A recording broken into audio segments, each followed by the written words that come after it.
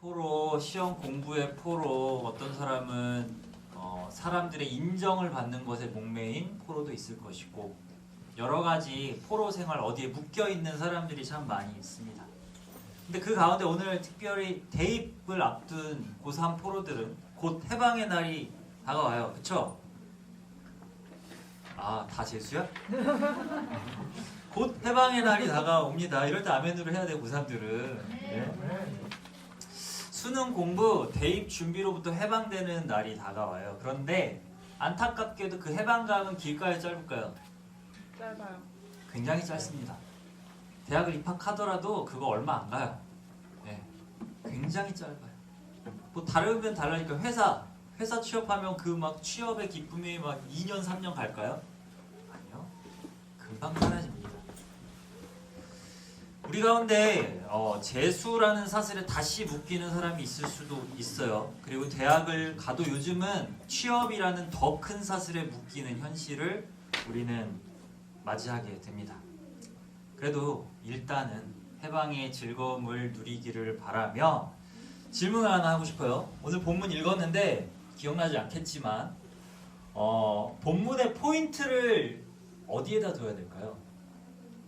아까 읽었던 것 중에 하나라도 생각이 난다면 이 본문 가운데 나는 여기에 집중하고 싶다. 센스 있게 다시 띄워주시나 봐요. 네. 넘겨주시겠어요? 1, 2절. 네. 네. 자, 빠르게 읽었습니다. 포인트를 어디에 두실래요? 네, 제가 대답할게요. 표정들어 말을 하고 있는데 저는 씨를 뿌리는 것에 포인트를 두고 싶어요. 거기에 집중하고 싶어요. 여러분 씨 뿌려 보셨습니까? 씨 뿌려봤어요? 씨 뿌리는 거 하면 어떤 이미지 떠올라요? 막 되게 농사 우아하게 아름답게 막 이런 이미지 떠올라요? 아니면 막 그 셰프들 막 소금 뿌리는 거 이렇게 뿌린다며? 막 그런 것처럼 잠깐 그냥 촥촥 뿌리고 끝날까요? 씨 뿌리는 게?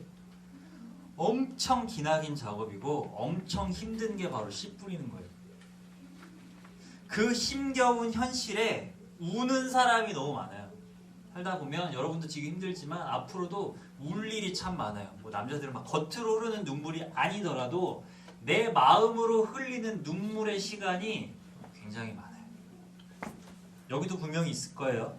때로는 소망이 보이지 않아서 답 없다 진짜 내 인생. 지금 현실에 답이 없다. 그래서 두려움이 찾아와서 두려움으로 가득한 그 현실에 지쳐서 좌절하고 포기하고 눈물만 흘려야 하는, 아니 어쩌면 씨를 뿌릴 힘조차 남아있지 않은 그런 사람들도 우리 가운데 있을 수 있습니다. 그럴 수밖에 없는 현실 이해해요. 이해는 하지만 그렇다고 외면할 수 없는 현실, 우리가 살아가는 이 현실을 좀 봤으면 좋겠습니다. 되게 좋아하는, 많은 사람들이 좋아하는 말씀 하나 제가 읽어드릴게요. 더러는 좋은 땅에 떨어짐에 자라 무성하여 결실하였으니 30배나 60배나 100배가 되었느니라 하시고. 아멘. 막 은혜가 되지 않아요? 30배, 60배, 100배. 막 주식 투자, 여러분은 안 하겠지만 주식 투자 막 수익률 10% 올리기도 힘들거든요. 근데 30배, 60배, 100배면 그냥 그야말로 대박이죠. 얼마나 좋아요. 그런데 이 말씀에 함정이 있어요. 30배, 60배, 100배의 함정 뭔지 알아요? 씨를 뿌려야 걷는다는 거예요. 30배, 60배, 100배는 내가 씨를 전혀 뿌리지 않았는데 그냥 갑자기 막 하늘에서 맺어지는 게 아니라 씨를 뿌린다는 전제 조건 하에 맺혀지는 열매라는 거예요. 뿌려야 거둔다라는 것이죠. 뭐 아까 대입도 얘기했고 12월 달에 뭐 기말고사예요? 네. 시험 앞에 서면 우리를 찾아오는 생각들이 있죠. 어떤 마음? 살짝 뿌리고 많이 거두고 싶은 마음. 그렇죠? 공부를 1만큼 했는데 막 30배, 60배, 100배 효과가 나타나서 좋은 점수를 얻고 싶은 그 마음이 우리 가운데 있죠? 우리의 영원한 소망. 네. 그게 어김없이 반갑게 우리를 찾아옵니다. 그래서 어떤 사람들은 기도를 해요. 어떤 사람은 하나님을 믿지 않는데도 기도해요. 하나님 대박 나게 해주세요. 막 시험에 막 아는 거 막 다 나오고 막 찍는 거 막 다 맞고 막 연필 굴렸는데 정답만 나오고 막 여지껏 받아본 적 없는 막 최고의 점수를 주니 이번 한 번만 내게 주십시오. 예, 믿습니다. 여러분, 이 기도 한 번쯤 해봤죠? 안 해봤어? 아, 대단해요. 저는 많이 했어요. 모태신앙이기 때문에 많이 했습니다. 때 되면 했어요. 정기적으로. 근데 하나님이 이 기도 들어주실까? 안 들어, 너무 매정하신 하나님 아니야? 전혀 안 들어주실 것 같아? 뭐 그거야 하나님 마음이죠. 네, 하나님 마음이잖아요. 그런데 이 질문에 대한 답을 알려면 우리는 하나님의 대표적인 성품 두 가지를 알아야 돼요. 교회 좀 다녀본 사람 알 거예요. 대표적인 성품 두 가지 뽑으라면 뭐랑 뭐를 뽑을래요? 은혜, 사랑, 공의, 네, 다 많이 배운 분들, 네, 교회 좀 다니는 분들, 저는 두 개를 이렇게 뽑을게요. 공의와 사랑. 공의가 뭔지 알아요? 공부 좀 해. 네이버 사전 검색하면 다 나와요. 뭐 공의, 정의, 뭐 그렇게 생각하시면 되는데 하나님의 대표적인 성품이 이 두 가지예요. 공의와 사랑. 하나님을 교회에서 부르는 또 다른 표현이 있어요. 여러 가지가 있는데 하나님, 그렇지. 하나님 아버지라는 이름을 우리가 불러요. 하나님 우리 아버지예요. 근데 부모님들은 자녀가 잘 되길 바라는 마음이 있겠죠. 그게 부모의 사랑이잖아요. 근데 생각해봐요. 공의가 없는 사랑은 어떨까요? 공의가 없는 사랑. 하나님이 사랑은 많은데 공의가 없어. 예를 들어 볼게요. 정의가 없어요. 기준이 없어요. 그래서 뭐 이렇게 민주랑 수연이랑 수연이? 수혁이 둘이 형제라고 합시다. 근데 아빠가 수혁이만 이뻐해. 둘 다 사랑하긴 하는데 남들이 객관적으로 봤을 때 막 수혁이는 너 뭐 갖고 싶어? 무소유야? 기타 막 진짜 한 몇 천만 원짜리 뭐 내가 사주는 거 아니니까 몇 억짜리를 막 사줘. 민주야 뭐 갖고 싶어? 주님이면 충분해? 여기 중고등부는 예. 만약에 저한테 막 뭐 갖고 싶어 했는데 최신 아이폰 누가 샀더라? 최신 아이폰 프로를 갖고 싶습니다 했는데 그래 잘 들었어. 근데 너는 보급형 한 10년 전에 나온 거 애니콜이 뭔지 알아? 집에 있는데 너 이거 써. 줘. 지금 웃는 사람은 다 오래된 사람들이야. 진짜 막 옛날 유물 막 이따만 핸드폰을 막 주면서 그래 넌 이거 써도 충분할 것 같아. 누가 봐도 편해야 아니야. 공의가 없는 사랑은 여러분 상처만 남겨요. 형제 가운데 형제로 인해 상처받은 사람 되게 많을걸요. 그 편에는 무질서를 이끌어냅니다. 불만을 이끌어냅니다. 반대로 사랑이 없는 정의만 있으면 공의만 있으면 어떻게 될까? 너 지각했어? 아웃. 나가서 엎드려 뻗쳐. 1분에 1초의 자비도 없어. 너 죄 졌어? 심판. 처벌이란 이름의 폭력이죠. 잔인함. 이 두 가지 모두 사람에게 깊은 상처를 남깁니다. 그렇게 공의와 사랑은 뗄래야 뗄 수 없는 하나님의 성품이에요. 예를 들어볼게요. 그 얘기 아니에요. 우산장수와 집신장수 아들을 둔 어머니 이야기 알아요? 알아요? 되게 옛날 전래동화 같은 건데 아들이 둘이 있어. 한 명은 우산장수야. 한 명은 집신장수야. 우산장수는 언제 우산이 잘 팔려요? 비가 와야 잘 팔려요. 집신장수는 날씨가 맑아야 집신 싣고 어디 놀러 갈 거 아니야. 잘 팔려요. 자, 엄마는 어떤 마음일까? 만약에 편애해. 우산장수 아들을 너무 사랑해. 그래서 기도해. 하나님 365일 비가 내리게 해주십시오. 그럼 어떻게 돼? 네, 우리나라 집신도 망하니 우리나라가 망해요. 네, 우리나라 다 잠기겠죠. 반대로 비가 1년 내내 안 내려. 집신 장수 아들만 사랑해서 그럼 어떻게 돼요? 마찬가지로 가뭄으로 난리 나겠죠. 하나님이 그렇게 공의 없이 편애한다면 이 세상은 어떻게 될까요? 끔찍한 결과를 낳게 되겠죠. 다른 예를 들어볼게요. 성현이와 우재가 있어요. 근데 대입을 준비한다고 칩시다. 근데 문제집을 준비를 해. 근데 성현이는 앞에서부터 공부를 시작했어요. 근데 우재는 약간 변태적인 성향이 있어서 뒤에서부터 자기는 공부를 하겠다. 아, 이러면 차별적인 발언인가? 뒤에서부터 공부하기를 좋아하는 친구예요. 그래서 뒤부터 공부를 했어. 근데 사이좋게 진도를 다 못 빼고 반반씩 중간까지 진도를 뺐네요. 근데 이제 시험을 쳐야 돼. 근데 하나님이 시험 점수를 잘 보게 하고 싶어요. 앞부분을 내야 될까? 뒷부분을 내야 될까? 둘 다 열심히 기도를 했어요. 하나님, 앞부분에서 나오게 해주세요. 하나님, 뒷부분에서 나오게 해주세요. 누구 기도 들어줘야 돼요? 교회 더 열심히 나오는 친구 기도 들어줄까요? 봉사 더 열심히 하는 친구 기도 들어줄까요? 헌금 더 많이 하는 친구 기도 들어줄까요? 한번 생각해 보세요. 예, 하나 더 듣게요. 제가 중학교 때 어느 교회를 잠깐 간 적이 있어요. 근데 그때 여름에 요즘은 못하지만 연합수련회라는 거를 해요. 그쵸? 여러 교회가 모여서 수련을 어마어마하게 모여요. 그래서 유명한 데는 막 1차, 2차, 3차도 합니다. 근데 제가 갔던 교회는 2차 수련회를 가기로 했었어요. 근데 1차 수련회에서 식중독이 터진 거야. 난리가 났어요. 그래서 2차 수련회가 당연히 취소가 됐죠. 근데 그날 주일날 교회를 갔는데 전도사님이 이런 설교를 하셨어요. 하나님이 우리 교회를 너무 사랑하셔가지고 우리는 식중독을 안 걸리게 하셨다라는 거예요. 듣고 내가 중학교 때 퀘스천이 들었어요. 그럼 하나님이 1차 수련회 간 아이들은 안 사랑하시나? 하나님은 그런 하나님이신가? 여러분, 공의가 뭔가요? 공의가. 난 정말 열심히 씨를 뿌렸어. 그런데 맨날 딩가딩가 놀던 페인처럼 놀던 애가 수능 100일 남기고 새벽 기도를 열심히 가더니 대박이 나버렸네? 기동답 받아서 내가 떨어진 대학을 그 친구는 가버렸어요. 이게 공의예요? 근데 여러분이 만약에 그 페인 친구라면 그러고 싶겠지. 그게 우리의 욕망 아닙니까? 우리는 비판을 해요. 사회적으로 부모가 가진 능력으로 프리패스하는 애들 있잖아요. 금수저 애들. 그들은 손가락질합니다. 그런데 정작 나도 하나님 능력으로 프리패스하고 싶은 모순이 우리 가운데 있어요? 없어요? 이게 죄의 욕망이라는 거예요.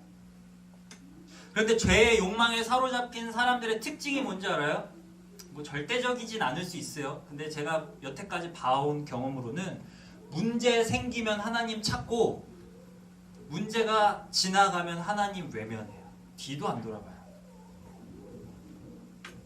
여러분, 비나이다 비나이다 천지신명기의 비나이다와 뭐가 달라요? 여러분, 하나님을 그런 수준으로 취급하시면 안 돼요. 그럼 하나님이 어떤 분이신지 아세요? 만물의 창조주세요. 온 세상 만물의 주관자세요. 만왕의 왕이세요. 하나님을 그 수준으로 비나이다 비나이다 수준으로 끌어내리면 곤란해요. 하나님은 우리의 아버지시라고요. 여러분이 부모라면, 자, 몇 년 후에 너희들이 결혼할지 모르겠지만 몇 년 후에 너희들과 똑같은 자식을 낳을 거야. 나와 똑같은 자식을 낳을 거야. 축복이죠? 축복이죠? 대답이 없어. 자, 너희의 자녀들에게 너희는 무슨 말을 해줄래? 무엇을 가르쳐 줄래? 아빠가 말이야, 엄마가 말이야, 너 때 게임을 이렇게 했는데 인생을 이렇게 놀 수 있어. 허랑방탕하게 노는 법을 내가 지대로 알려줄게. 이런 거 알려줄래요? 내가 아버지라면, 내가 어머니라면 자녀에게 뿌리지 않으면 거두지 못하는 현실을 알려줄 거예요. 그래서 이제부터라도, 지금부터라도 뿌리는 법을 저는 알려줄 것입니다. 그게 정이고 그게 사랑이에요. 물론 자녀 입장에선 그걸 잔소리라고 얘기하겠죠. 하지만 부모 입장에서는 본인이 할 수 있는, 여러분 부모님들도 마찬가지예요. 최선의 것으로 여러분들에게 전하고 있을 거예요.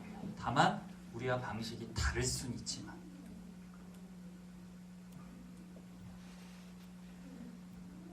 제가 제주에 있을 때 무밭에 씨를 뿌리는 알바를 했어요. 용역을. 새벽에 나가서 무밭에 가서 요즘은 되게 좋아서 무 싣는 자전거 같은 게 있어. 그거를 이렇게 밀면서 가면은 씨가 심겨집니다. 근데 그것도 되게 어려워. 하루 종일 무밭을 타고 옮겨 다니면서 종일 씨를 뿌리는 작업을 해요. 새벽부터 온종일 합니다. 그리고 하루의 일과가 끝난 한 5시쯤 되면은 뭘 받아요? 돈봉투를 받습니다. 여러분, 그렇게 현금을 추수할 때의 기쁨을 여러분 알아요? 알바한 사람들은 알 거야. 현금을 추수할 때의 그 기쁨. 이 기쁨은요, 누가 그냥 야 용돈 100만 원? 아 이것도 좋다. 근데 누가 용돈 그냥 줘서 받는 것과는 비교할 수 없는 기쁨이 있어요. 차원이 다른 기쁨이 있어요. 하나님은요, 우리에게 이 기쁨을 맛보게 해주고 싶은 거예요. 하나님이 우리에게 맛보여주고 싶은 그 기쁨, 뿌렸을 때 거두는 그 기쁨을 주님 우리에게 알려주고 싶다라는 거예요. 우리 아버지가 알려주고 싶다라는 거예요. 여러분, 하나님이 창세기에 오면 인간을 창조하고 인간에게 준 첫 번째 명령이 뭔지 알아요? 아, 니네 놀아라! 아니에요. 경작하라요. 땅을 갈아 엎으라는 거예요. 일을 하라는 거예요. 씨를 뿌리라는 거예요. 하나님이 창조 인간에게 주신 첫 번째 명령이 그거예요. 그리고 하나님도 함께 우리 혼자 그렇게 일 시키고 노는 게 아니라 한순간도 멈추지 않으시고 하나님은 지금도 일하고 계십니다. 우리를 위해. 하나님 잠시 임시 휴업하면 이 일이 어떻게 돼요? 해가 갑자기 멈춰. 달이 갑자기 멈춰. 어떻게 돼요? 멸망이야. 하나님은 한순간도 멈춘 적이 없어요. 이 세상 왜 창조하셨어요? 심심해서? 아니요. 우리를 위하여 창조하셨어요. 그리고 한순간도 멈추지 않고 우리를 위하여 일하고 계세요. 하나님 형상 닮은 우리도 마찬가지로 따라가야겠죠. 우리는 하나님께 말합니다. 우리의 소망은 좋은 점수. 그런데 하나님은 다르게 말씀하세요. 하나님의 소망은 너야. 우리라고 말씀하세요. 하나님의 소망은 우리예요. 나라고. 아들, 딸, 나 너에게 이용 대상 말고 너에게 소망이 되어주고 싶어. 너의 삶의 소망이 되어주고 싶어. 이게 하나님의 사랑이에요. 여러분 안에 소망이 있어요? 여러분 이거 되게 생각해 봐야 돼요. 막연한 꿈 말고 내 인생에 소망이 있냐라는 거예요. 소망 없이 사는 사람들 엄청 많습니다. 제일 소망이 넘쳐야 될 여러분 시기에 소망이 짓밟혀 있잖아요. 그 절망 가운데 소망 없는 상황 가운데 살아간 사람이 너무 많아요. 여러분 소망을 품고 싶어요? 그렇다면 우리의 기도는요, 기적을 주세요가 아니라 하나님의 뜻을 알게 해주세요. 나를 변화시켜 주세요. 그래서 남은 시간 그 뜻을 붙잡고 최선을 다해 그것이 눈물이라 할지라도 씨 뿌리는 삶이 되게 해주세요. 이게 우리의 기도가 되어야 할 것입니다. 수능 때 공부 안 한 거 생각나는 것이 아니라 내가 뿌렸던 그 씨앗이 싹이 나는 은혜를 달라고, 실수하지 않고 열심히 뿌린 씨앗이 열매 맺게 되게 해달라고, 면접 때 강하고 담대함을 달라고 기도하세요. 그동안 뿌린 게 없다면 저는 없는 사람은 없다라고 생각해요. 남들의 판단이 있을 뿐이지 각자가 인생 가운데 왜 안 뿌렸겠어? 왜 안 뿌렸겠어? 이제라도 더 잘 뿌릴 수 있는 은혜를 달라고 기도하기 원합니다. 진짜 기적은 시험 한번 잘 보는 게 아니라 악하고 게으른 내가 착하고 충성된 일꾼이 되어 눈물로 씨를 뿌리는 것이 진짜 기적 아닐까요? 메마른 사막 같은 우리 인생, 계속되는 끝이 없는 포로 생활의 연속, 소망 없는 삶, 그 삶 가운데 하나님이 주시는 말씀 제가 읽어드릴게요. 신명기 11장 13절에서 15절입니다. 주님의 음성으로 들었으면 좋겠어요. 내가 오늘 너희에게 명하는 내 명령을 너희가 만일 청종하고 너희 하나님 여호와를 사랑하여 마음을 다하고 뜻을 다하여 섬기면 즉 씨를 뿌리면 14절 여호와께서 너희의 땅에 이른비 늦은비를 적당한 때에 내리시리니 너희가 곡식과 포도주와 기름을 얻을 것이요 또 가축을 위하여 들에 풀이 나게 하시리니 내가 먹고 배부를 것이라. 아멘. 씨를 뿌렸어요. 이제 비가 안 오면 어떻게 돼요? 죽어요. 그런데 이른 비와 늦은 비를 내려주신대요. 우리나라랑 달라요. 이 지역은 비가 그렇게 막 내리는 지역이 아니에요. 근데 곡식이 열매 맺기 위해서는 이른 비와 늦은 시기에 가장 적합한 타이밍에 비가 내려야 해요. 그걸 주관하시는 분이 누구예요? 하나님 아버지세요. 비는 하나님의 영역이에요. 앞에 부분만 그럼 뭐 하나님 필요 없겠네. 내가 열심히 씨 뿌리면 그냥 좋은 결과 얻는 거 아닌가? 비는 하나님의 영역이에요. 우리가 할 수 있는 최선을 다해 씨를 뿌릴 때 하나님은 우리가 할 수 없는 것을 이루십니다. 이게 하나님의 계획이에요. 그렇게 우리에게 소망의 비를 내려주신다고 약속하고 계세요. 하나님이 혼자 다 해먹고 너 가만히 있어 내가 다 할게 하시는 하나님 아니에요. 야, 난 가만히 있을 테니까 너 혼자 해 하는 하나님도 아니에요.